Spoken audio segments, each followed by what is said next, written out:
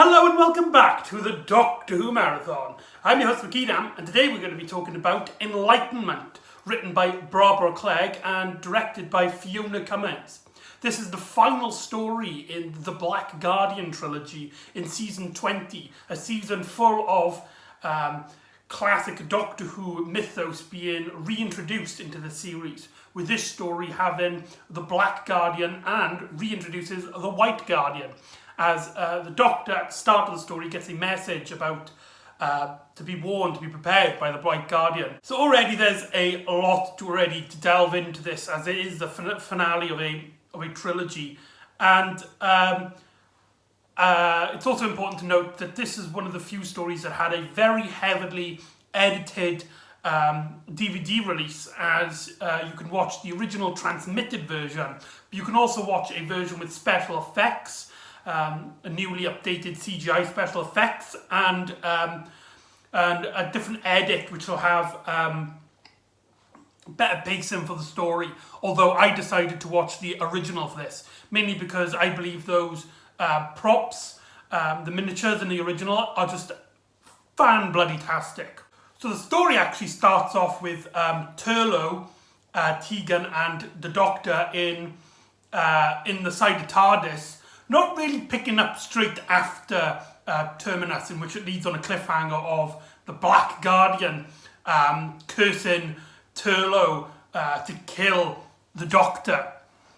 Here it seems like some time has passed, as Turlough and Tegan are in a game of chess, and the Doctor is preparing a flight course, only to be hearing voices, which is the White Guardian, and setting up the story.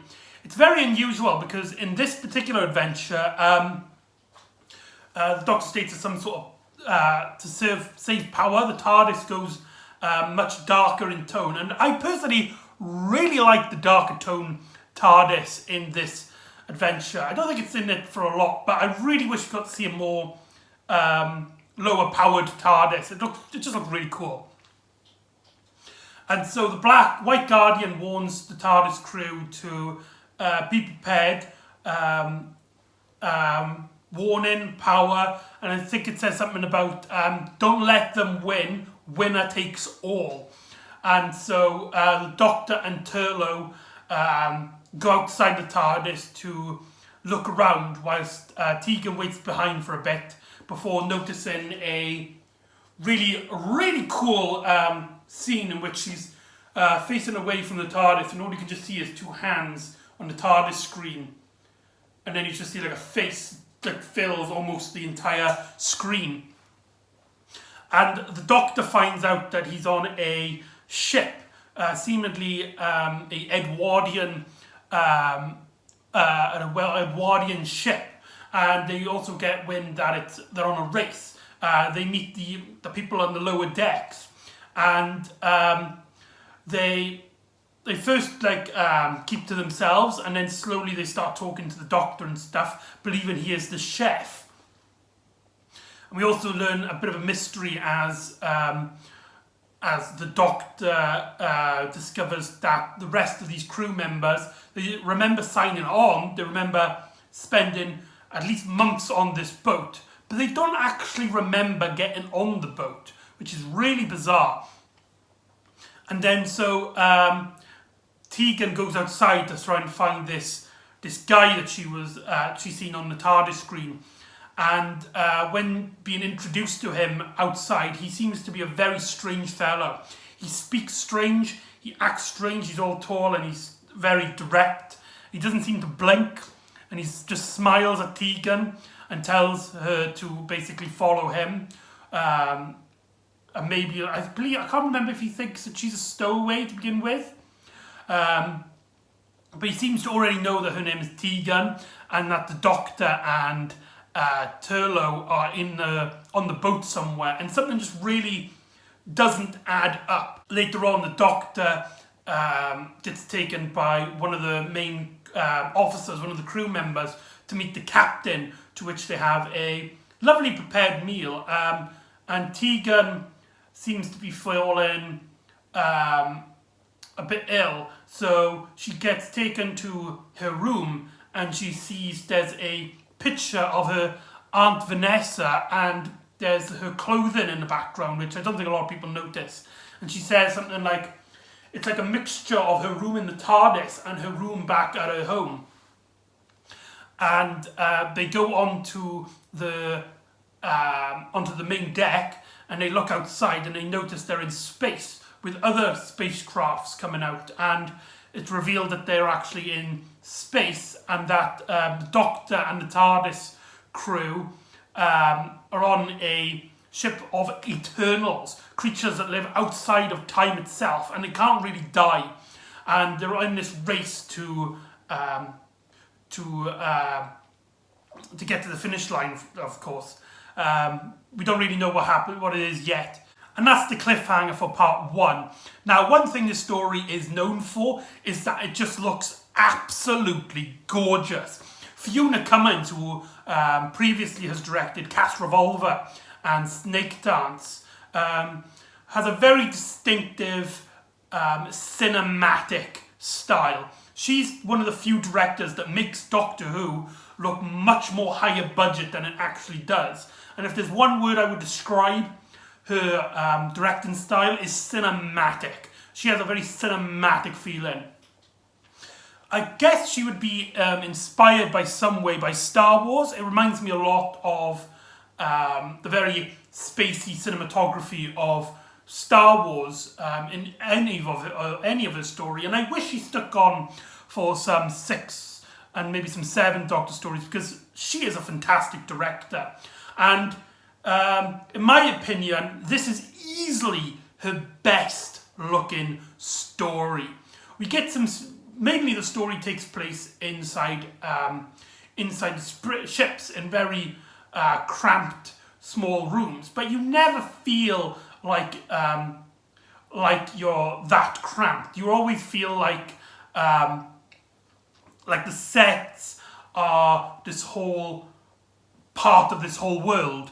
And we also get some scenery in which the Doctor, Tegan and Turlough go out onto the balcony, and they just look out into space, and they wear spacesuits.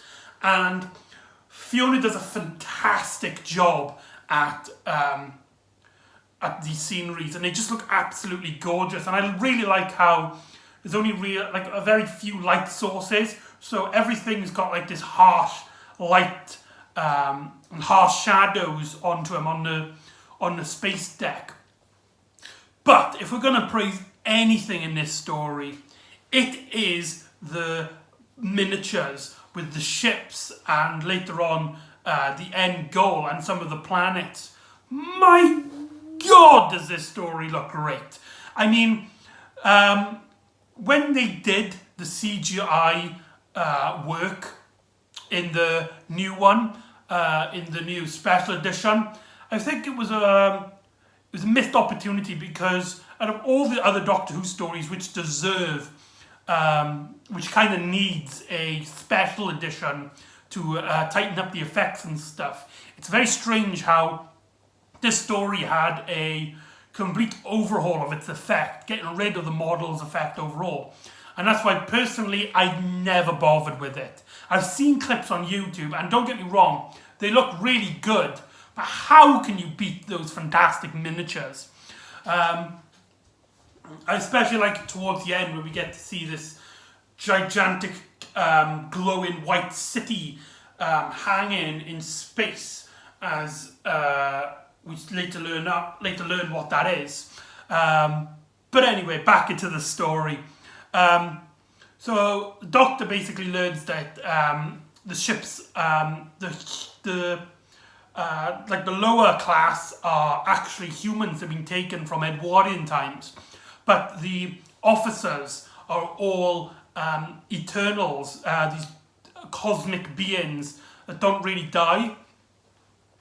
And the Doctor learns that they're on a race for Enlightenment, which allows them to gain the gift of perpetual life, because these creatures, they're immortal, but they have no creativity, no imagination of their own, and so they rely on mortals. I can't believe what they call them. It's something like ferals.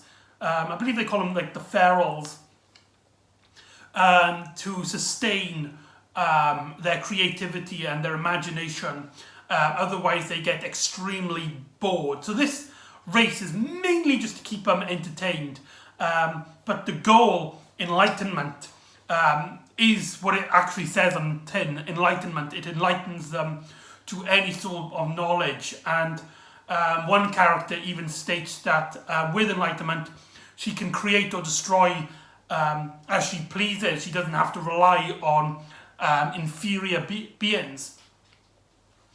And so we also get a sort of conspiracy as one of the ships, an Egyptian-style ship in the race, explodes, and the captain of the one that the Doctor's on, the Edwardian ship, he states that this race is basically just for fun, and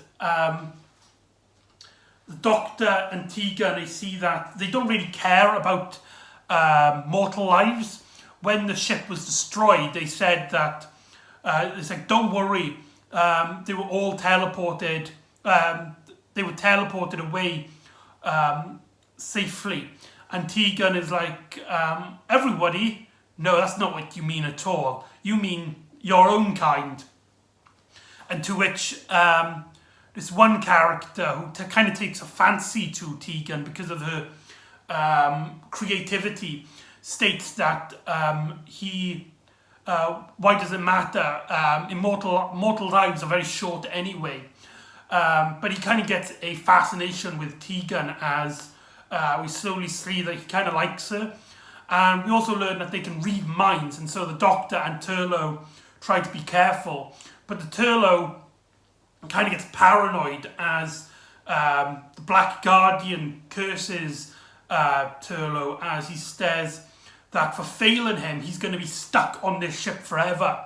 And at one point, when they're on the balcony, he basically shouts at the Doctor, "Will we get out?" And the Doctor's like, "Yeah, I'm sure we'll get out. When we find the TARDIS, we'll get out. We'll be fine, don't worry." But he starts panicking and he kind of jumps overboard.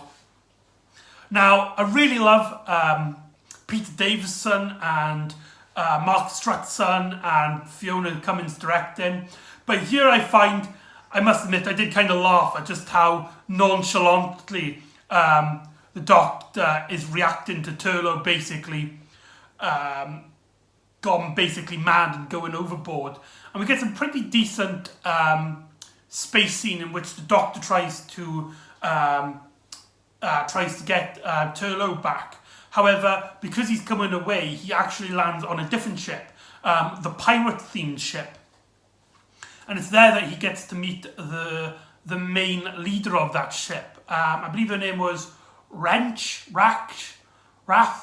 or something like that. Wrath. I think her name is Wrath. I could be wrong. And she kind of takes a liking to Turlough. Turlough kind of states that he first gets captured by her and her crew, and then he states like he wants her power. He wants to learn how they can read minds and control the essence. And he also finds out that she is the one that's destroying the rest of the ship. Now, I can't remember who plays Wrath, but she is a sfantastic actress, and she might be a bit pantomime-y in some scenes, with her just smiling almost sexually, and she's doing this a lot, and thing. But I think here it really works, or she knows how when to tone it up and when to tone it down, and she finds out. Turlough finds out that she has a secret weapon which allows her to destroy a ship. Although when Turlough tries to get back to try and figure out how it's used, the Doctor discovers him there, and the Doctor discovers that this machine harnesses power and sends it to specific places. But how does she harness that power? How does she get there?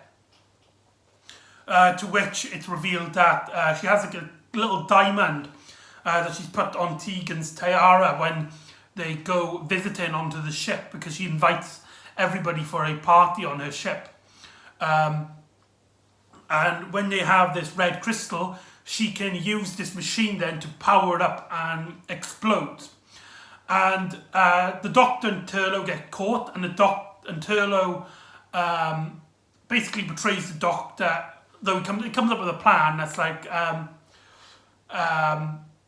found this traitor on the ship. Send him back to the Edwardian ship. And Wrath is like, okay, send him back. Obviously, she had the plan of destroying the ship because Tegan's tiara's on it. And it's soon revealed that Wrath is actually working for the Black Guardian. So here the main villain is the Black Guardian. And she is one of his henchmen, like the Shadow in the Armageddon Factor. And yeah, so they're very close, and they're nearly caught up to the Edwardian ship, ready to destroy it so she can win Enlightenment. But the Doctor, Turlough, and one of her crew members get into a fight in the room, to which she uses her weapon. Now,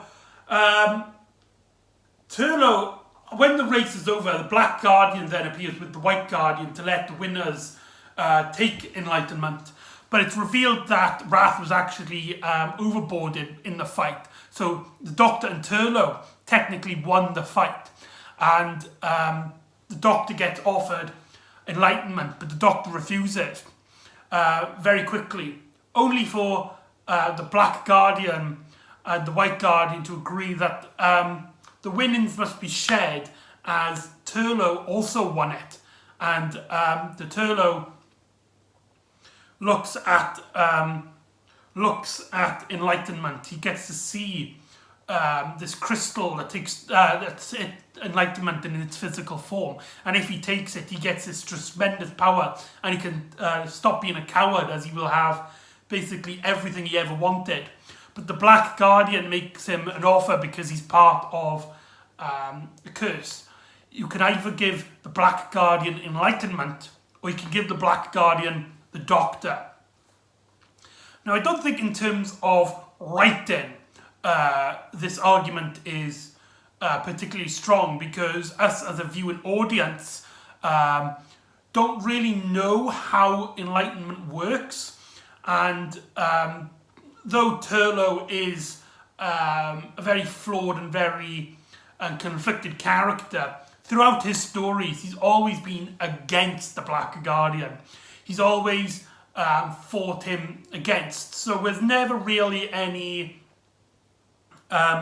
conflict that we will believe in terms of just pure writing now, because I will get on to why this thing really works. The conflict really doesn't hold up, because we as a viewing audience couldn't really see him taking Enlightenment to sacrifice the Doctor for the Black Guardian. However, what makes this scene really work, and what actually makes the viewing audience buy into this, 2 words: Mark Strutson. His performance in this is, when you look at him and you can see that he's fighting his inner demons, and he's like, you can see he's really tempted to take this Enlightenment and take it and to sacrifice the Doctor. But he's also caught because he's actually befriended the Doctor and Tegan, and that he wants to see them survive, and you can see it in his face. And I think if it wasn't for the fact that his performance was just so good, I would have said the scene was a fail. But Mark Strutson does a fantastic job at selling it, and I think just purely on his performance makes the scene work. And this is the story where I started to like Turlough. His character flaws and his personality really shine in this adventure. And so Turlough throws the Enlightenment at the Black Guardian, to which he burns in flame, as Enlightenment is full of pure light, and which will destroy the darkness. However, the White Guardian states that because the White Guardian's alive, it also means the Black Guardian is alive. And that,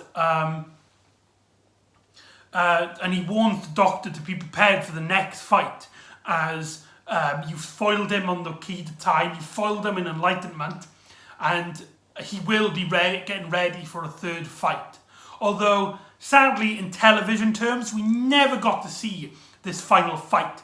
Audio dramas and comic books have shown the next battle. I believe there's a fifth Doctor audio trilogy called a sequel to the Key to Time, where he fights the Black Guardian, and we also have a seventh Doctor comic book, which sees him also looking for the Key to Time to stop the Black Guardian. I think I haven't read or listened to those, and it's at this point I must state that I'm not going to touch those. To me, this is the last Black Guardian story, which is a shame. I think we should get a return to the Black Guardian. And that's Enlightenment. Overall, Barbara Clark does a fantastic job at delving us viewers into this world, and it's just beautifully shot by Fiona Cummins. I can't stress it enough. Fiona Cummins directing makes this story. I believe with any other director, this could have been a complete fail, but her cinematic qualities into her style of directing shows that she was one of the best directors in the series. But the writing's also strong. The Doctor, Tegan and Turlough are very strong, and there's few little to criticise in this story. I highly recommend that you watch it, although it must be stated it's the third in a trilogy, and overall the Black Guardian trilogy, it's okay. I really like the first story and the third story, but the second story I think you could skip if it wasn't for the fact that you'll miss Nessa's. But yeah, Enlightenment, highly recommend it. So join me next time where we will be having a two-parter, and the Doctor, Turlough and Tegan discover a plan to foil Magna Carta and meet King Richard I. So join me next time for The King's Demons. See you next time on the Doctor Who Marathon. Ta-ra.